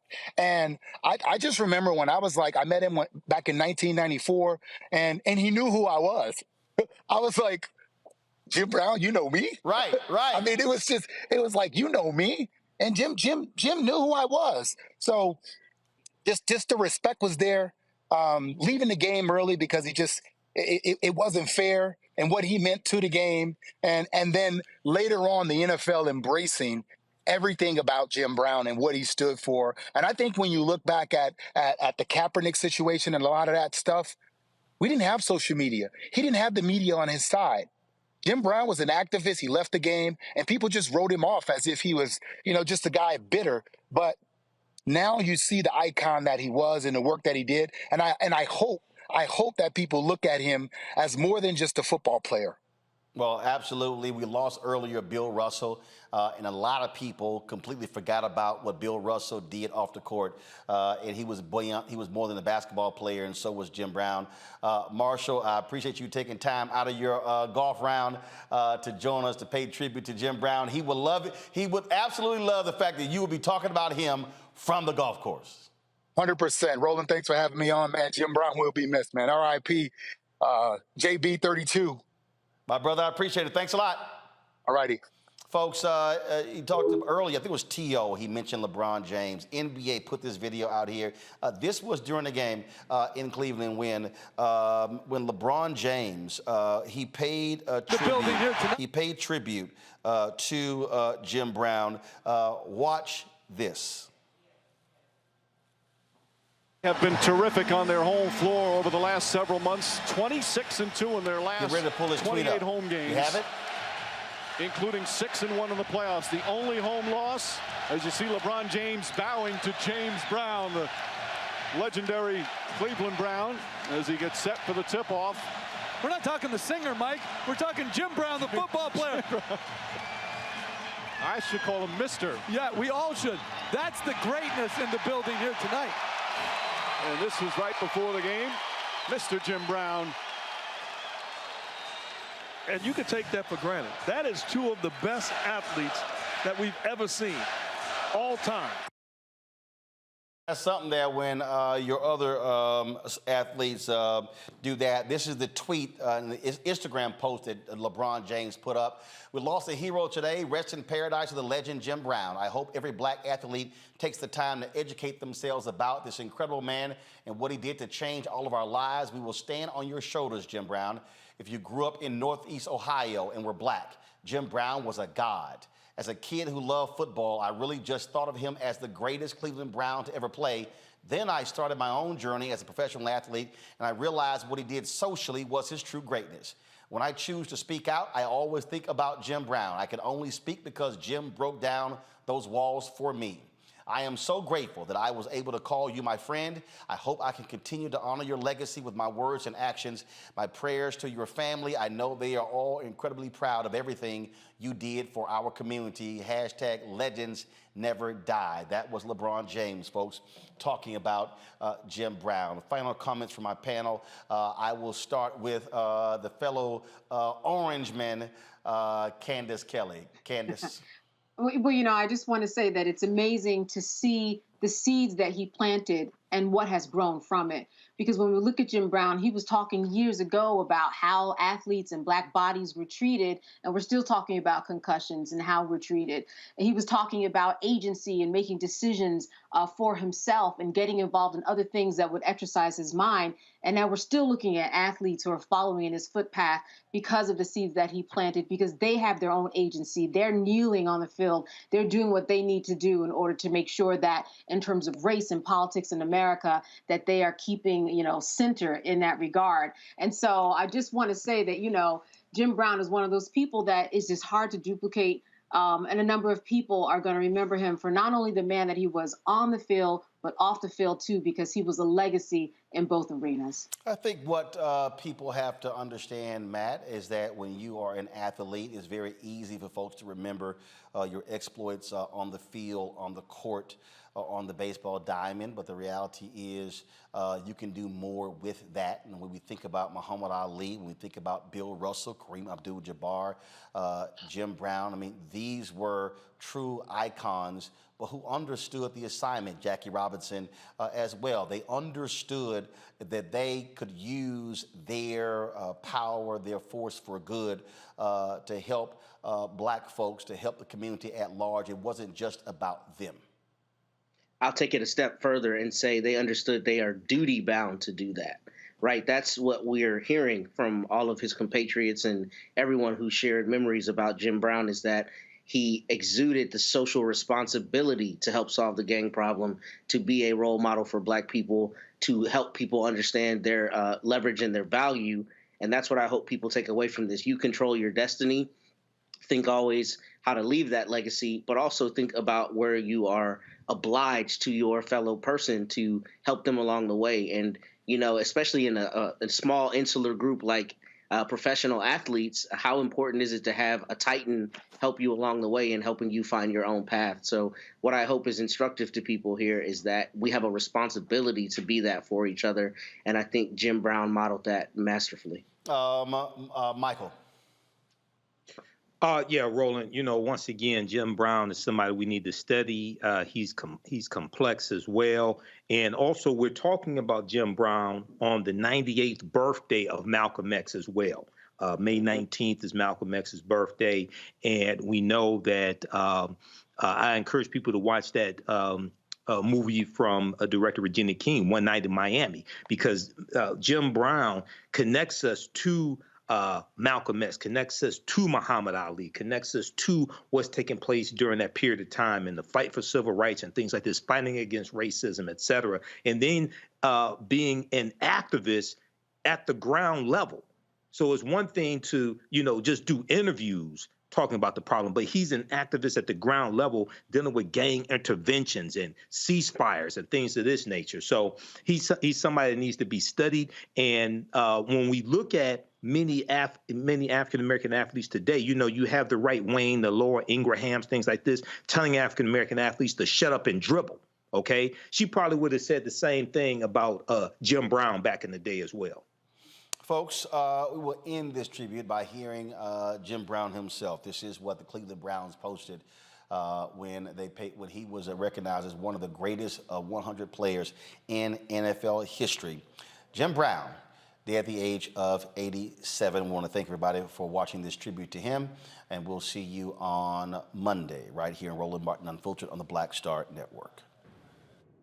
I don't know who wrote the list, but when I look at myself, God gave me a physique.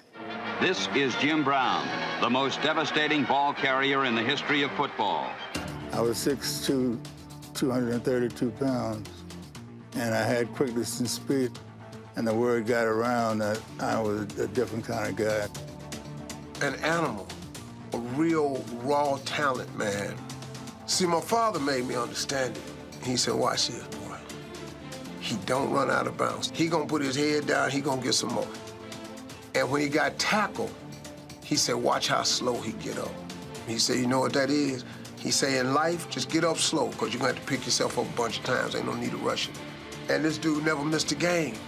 Every Sunday we watched, Jim Brown was on the field. Jim Brown's the greatest back to ever play. He was a bad man. And not only on the field, Jim Brown being an activist had an impact on me as well. He was around at a time, man, where America was trying to change with civil rights. And for him to be an athlete and get involved in it was like inspirational, because I'm like, man, this is Jim Brown saying we got to stand up, stay together. That was Jim Brown out there on the front line.